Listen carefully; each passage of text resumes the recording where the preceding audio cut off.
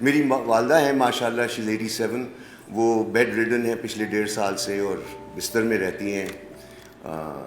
بات چیت ہوتی ہے، ہنسی مذاق ابھی بھی ہوتا ہے، لطیفے ابھی بھی کر لیتے ہیں تھوڑے بہت. لیکن میری اور امی سے گفتگو ہوتی ہے، میں کہتا ہوں کہ اماں تو پر امید رہے، ہمیشہ پر امید رہنا ہے، کیونکہ آپ کی ضرورت ہے کیونکہ ایک دن اماں نے مجھے کہا تھا جب وہ تھینک یو.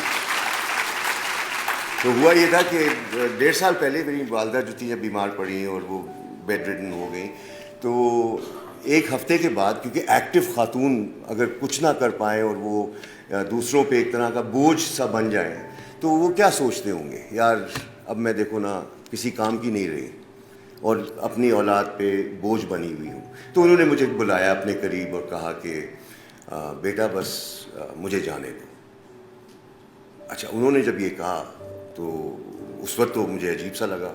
پھر تھوڑا غور کیا اس کے اوپر الگ سے جا کے، اور 5 منٹ بعد واپس آیا. میں نے کہا اماں آپ اس قسم کی فضول بات کیوں کر رہی ہیں؟ آپ نے زندگی بھر نیکیاں کمائی ہیں اور آج آپ گناہ کی بات کر رہی ہیں. یہ جو آپ کی بکنگ ہے واپسی کی، یہ تو وہ بلائے گا نا آپ کو اس کی طلب تو نہیں کرنی.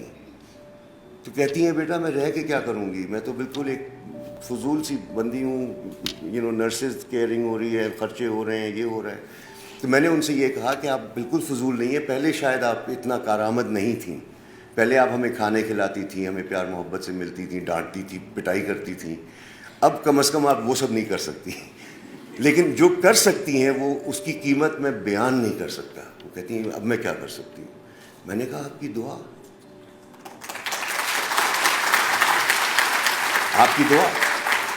اور ماشاءاللہ آپ ہوش و حواس میں ہیں، آپ فکر کرتی ہیں، آپ دوسروں کا سوچتی ہیں. آج بھی آپ کو شعور اللہ نے دیا ہوا ہے.